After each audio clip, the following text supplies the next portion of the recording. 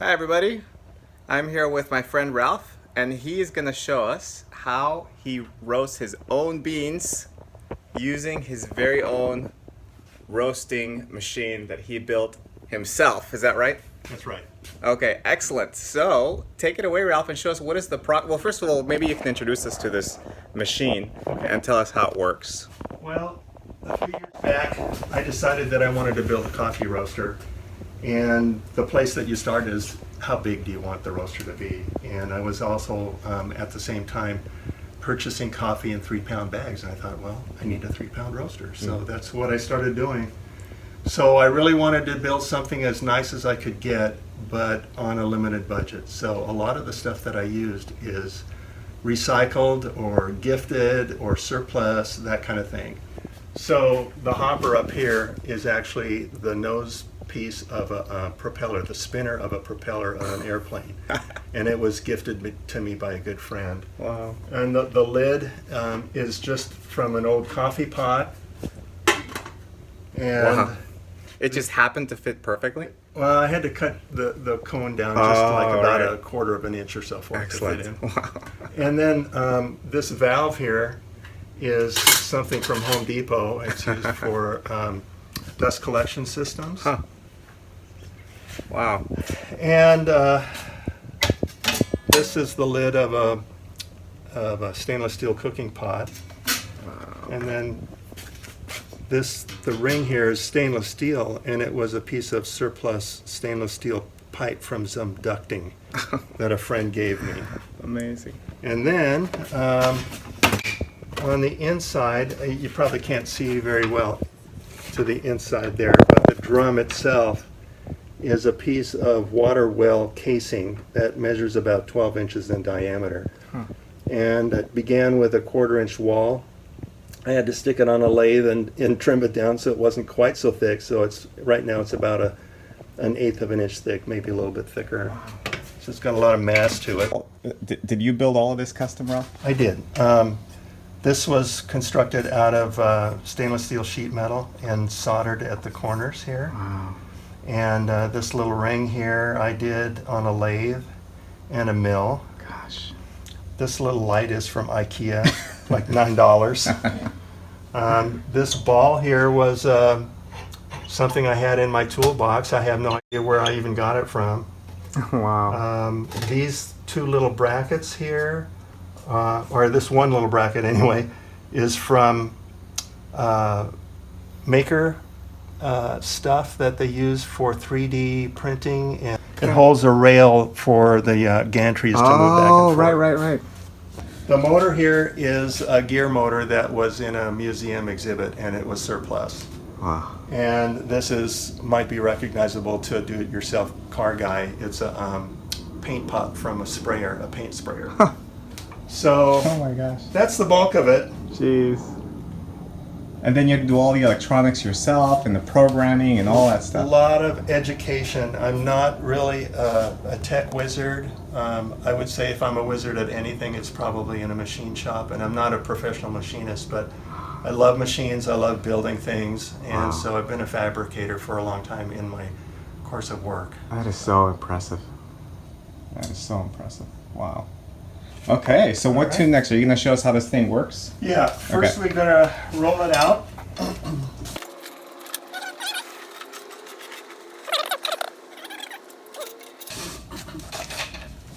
And it hooks on to the gutter. Oh, that's clever. So this is just like the exhaust, basically? Exhaust, right. And this is because if you didn't do that, it would set off the alarm in the garage, the fire alarm?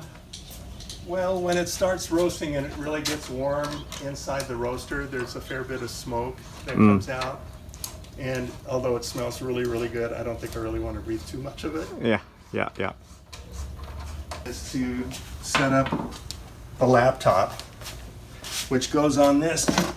Laptop? Here. This is actually comes from a drum set. It was surplus too.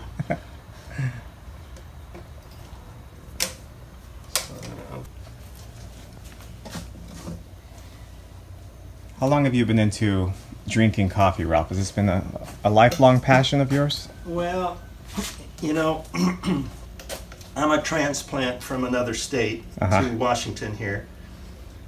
And when I arrived, people were talking about Starbucks, and I'd never heard about Starbucks. And they were still only in the one location down on at the Pike Place Market. Yeah, I've been there.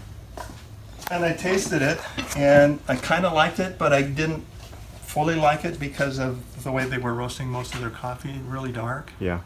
I thought I didn't realize coffee could be as good as that, even though it had its flaws. Yeah. I thought, this is amazing, you know. So I got introduced to lattes and Americanos and all kinds of things. And over the years, I brewed coffee about every way you can imagine with a filter. Or I've owned several espresso machines and just experimented and ended up here. So here we're going to start the laptop going. A computer, So we have a hookup to the computer here, and this is not to control the roaster, but it is to record the times and temperatures. The program is called Artisan, and it's a free download, and it's what a lot of roasters use.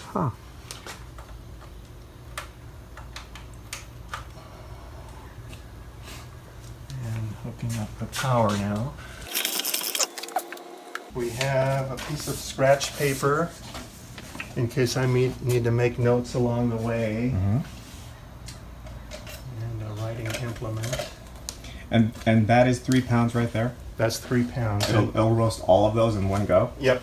That's great. So today we're roasting Ethiopia Sidama Ardi from Bodhi Leaf Coffee Traders in California. I've had the best luck with Ethiopian coffee beans.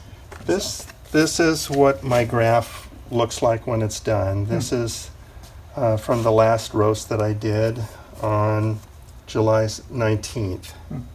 And it was from the same company, and it was a Sumatran. Yeah. And so I just write a few extra little notes along the way here so I can compare to what I've done before. Yeah. So that's that, and here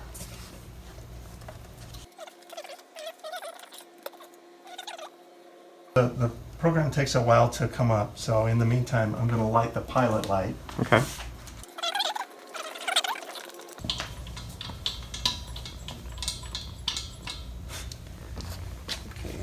Then How often do you replace that tank, would you say? I'm guessing I probably get 10 or 15 roasts. Okay, so now the main power goes on, the power to the gas valve goes on, and here I have a temperature reading of 16 degrees Celsius, so that's the ambient temperature. So I usually make a note of that. And then I move this valve to the pilot light position and hold it down. And sometimes it takes a while for the gas to come up through the tubing. So I might be sitting here for 30 seconds.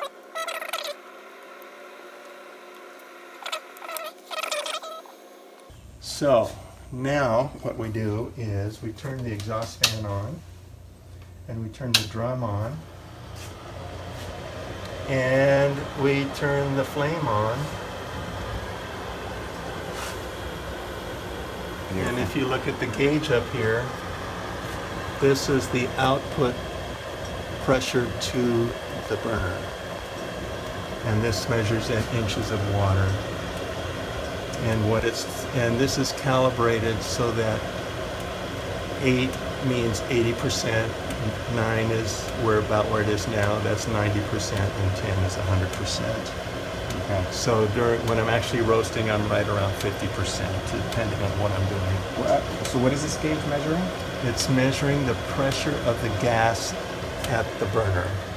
The pressure of the gas at the burner. And why is that important? Because it gives me a very accurate reading of the heat level. Oh, okay. You know, the volume, instead of by eyeball. Yeah. Or by some reading on a dial, which is just random numbers. You know, I'm getting the real deal, what is actually happening at the burner. Got it. So we're preheating now. I have a PID that I use when I'm preheating, and I put it in the PID mode. And what happens now is it's similar to a thermostat, except it just holds a tighter tolerance. So when it gets to the preheat temperature, it starts turning the flame on and off to maintain that temperature. Nice. And some roasters have a variable gas valve so that it's not going on and off, but it's actually modulating the flame. But since this is preheat, I don't think that's really necessary. Okay. And this is a lot simpler. It's going to start logging here on the chart, and these are the temperature readouts. Here, this is the exhaust temperature, which is now 111. The bean temperature is, it's not exactly, it's a position in the drum where the beans would be. And since it's empty, this is what it's reading. And then this is the difference between these two readings. They call that the delta. Right there. You can see that it's already moving upward. So when that levels out, then the inside of the roaster has reached the temperature. But I'd leave it for another 10 minutes or so the drum can absorb more heat. So you said one of those is the temperature of the chamber itself and the other is the bean? Yeah. And so you have... One of those is this thermocouple here, which is measuring the ambient temperature inside the drum as it comes out towards the fan. So it's just almost right inside the drum, but not quite. Yeah. And the other one, the bean temperature probe, is this one down here. This third probe is the one that the PID is using for the preheat. What happens is, as the roast continues, after the roast begins rather, those two lines are separated by quite a bit. Yeah, I see that. And then as the roast continues and it nears its end, those lines will either come together and sometimes they actually cross. Well, that's once the beans are in there. Correct. Right? But before you add the beans, I would imagine they would both have the same temperature. Well, see what happens is the bean temperature probe right here is very close to the outside of the drum, which is being heated from a direct flame right underneath it. So it does get warm in there. It'll always be a little warmer. Which seems like it would be warmer than the air going through the drum and coming out here. Yeah. And so what's your philosophy on roasting? The philosophy is to have the curves, the temperature, time and temperature curve be as even as I can make it. And the way that I achieve that is by minimal adjustment of the flame. And then beyond that is to have a target drop somewhere around 12, 13 minutes, something like that. That's not in stone, but just somewhere in there. Yeah. And I like my coffee to be a city roast, and so I dump at about 219. Because my sense of smell isn't that good. A lot of people are pulling the trier out and sniffing it and judging when to drop the beans by sniffing. Just by smell. Just by smell. Or by color, watching through the glass. And I can't do either one of those things because my eyes aren't that good either. I cannot distinguish very close differences in the shades of color. So I have to go by pretty much what my computer is telling me. So I have a question for you. When I'm roasting beans and I get past a certain point, like into a dark roast, they seem to start to sweat. And it's almost like they have an oily finish to them. They do. Does that mean that is too dark of a roast, in your opinion? In my opinion, yes. Okay. But maybe not if it's just at the very beginning stages of that. Okay. If it's an indication that it's a very dark roast. Okay. You would consider that very dark if it's shiny. In my opinion, yes. I've noticed most beans that I buy at the store are like that though. They're almost all very shiny. And start the roast at around 50% flame. Okay. So after I start hearing my my PID clicking back and forth and turn the flame off, I'm going to lower my my flame to 50%, and we'll just let it stabilize at 50%, and it'll be clicking on and off, on and off, on and off until I put the beans into the roaster, and then we'll flip it to the manual mode. PID will be out of the picture, and then we'll be roasting completely manual from the rest of the roast. Great. Now, when you do this, how much of it do you monitor, and how much of it do you just kind of let run and then go off and do something else? I never go off and do something. So you're always here with it. I'm always here with it, because with one of my roasts, the flame went out. Ooh.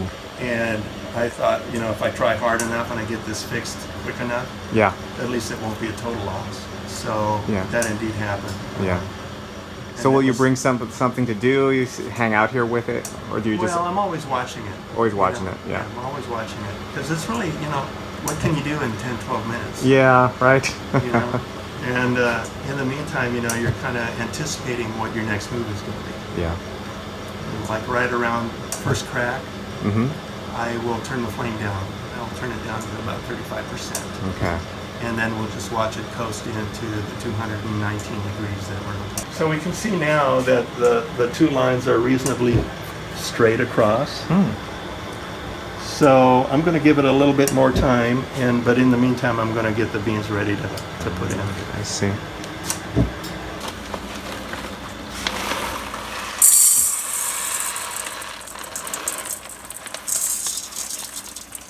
One of the things I love about this hobby is there's such a obvious payoff when time comes to taste it and drinking the coffee. So some might be wondering why I'm doing this, transferring from the bag to this bowl.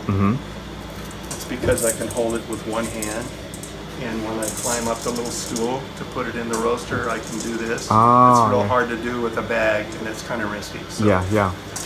And you dump those right up there in that hopper? Okay. And they just fall down here. They go down here and right into the drum this way. Okay. This entire thing is one big opening? It is. Okay. Okay, it's already turning in there. So I'm gonna just open the door for a brief moment, and you can look in there. Yeah. I don't know. So you can see it's it's already spinning gone. around there. Wow, that's pretty fast. So that's 105 RPM. But the beans, when the weight of the beans is in there, it should be around maybe between 80 and 90, something like that. Okay.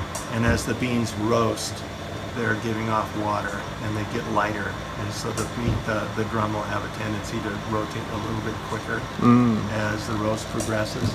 And that's because of the kind of motor that the drum is operating on. That's this motor over here that you said you got from a vacuum cleaner? Is that this thing? The vacuum cleaner motor is for bean cooling. Oh, okay. So the way the bean cooling works is when I open the door and the beans dump into the tray, there's airflow that goes through the beans this way, and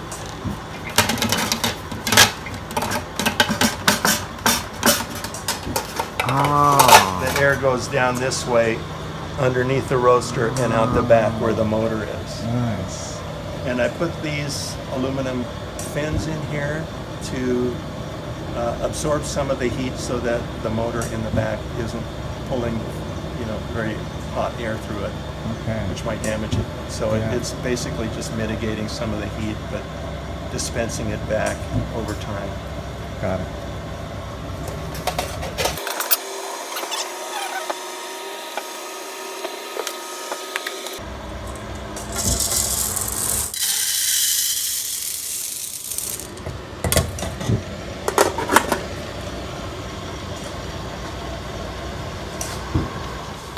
Are they all still in the hopper right now, or did they fall through? No, they're in the hopper. So the next thing we're going to do is we're going to put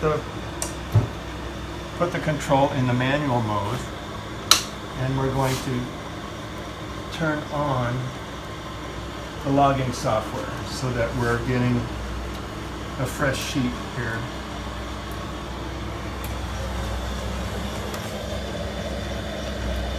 It's going to start logging right here. Oh, so you refresh the whole thing? Yeah, I started with a new document. So now I'm going to open the slide so the beans can go down. Okay.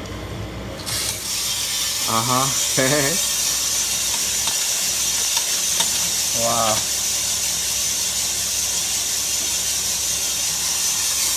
So that temperature drops fast. Well, it's not really dropped. What's happening now is that the heat that was in this temperature probe is now being cooled by the bean.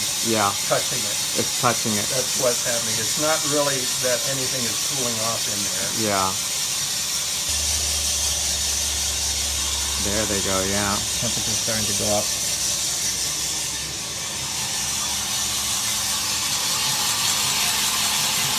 Beautiful.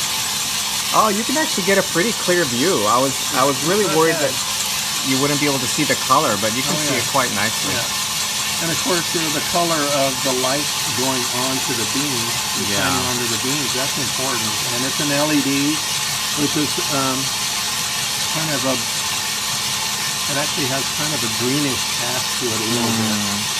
So it's not really a true indication.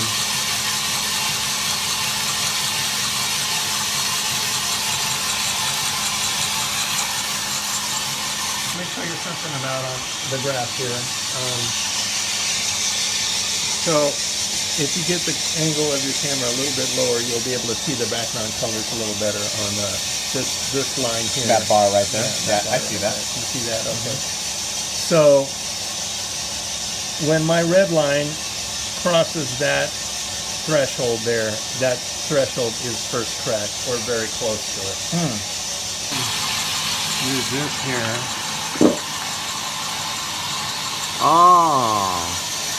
At any point you can pull them out. That's great. That is so great. Yum. Smells a little bit like toast right now. Wow, what a brilliant idea to have that there. Down to 35% roughly. So what are you turning there specifically? This is a valve that is closing down the gas flow. And so it's going to reflect up here on the gauge. So you're going to that'll drop the temperature. That'll drop the temperature of the flame, the size of the flame. And that's because you're approaching first crack? I'm just past it, theoretically. Theoretically, yeah. That's surprising, because these still look fairly light to me. Well, we're at 195 degrees and our target is 219. Oh, I actually heard something. You did. I can tell you right now that next time I'm probably going to be turning it down to 25% because it's still kind of ripping through the roast, but that's okay. We'll just get down a little early. You're afraid that it's going a little too fast? It's going a little too fast, yeah.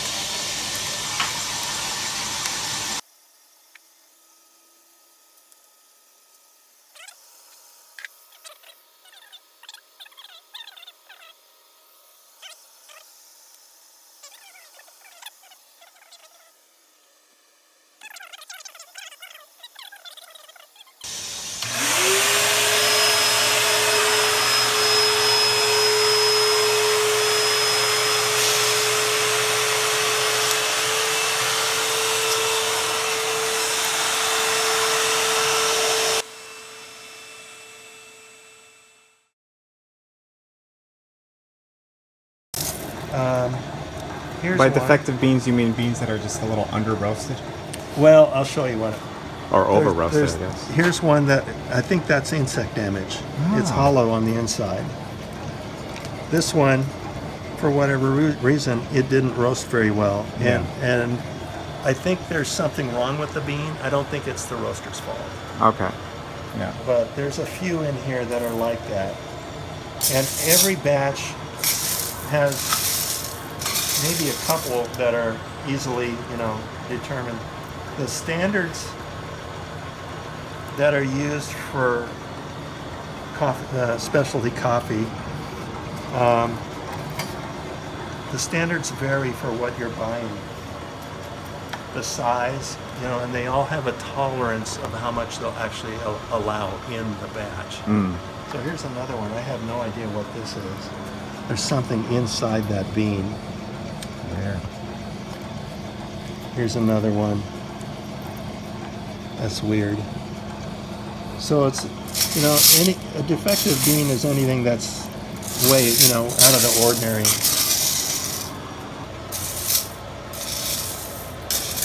These look pretty good. So how long will these last you, Ralph? Because are you the only coffee drinker here? Yeah. Okay. I'm the only coffee drinker. If I don't give any away, it'll last me probably 7 or 8 days. No, per pound. Per pound. Oh, okay. So that's about, 24 days. Okay. So you'll be doing this again in about a month. Yeah, maybe probably less. Yeah. So why would you save these charts? Why do you hang on to them? Because if I do something right, I want to be able to duplicate it and see what I did. Okay. That's the main reason. Okay. Also, logging things like the ambient temperature, or if it was windy that day, or the burner went out, things like that. Maybe the drum speed, whatever I do on a good roast, I want to duplicate that on the next one.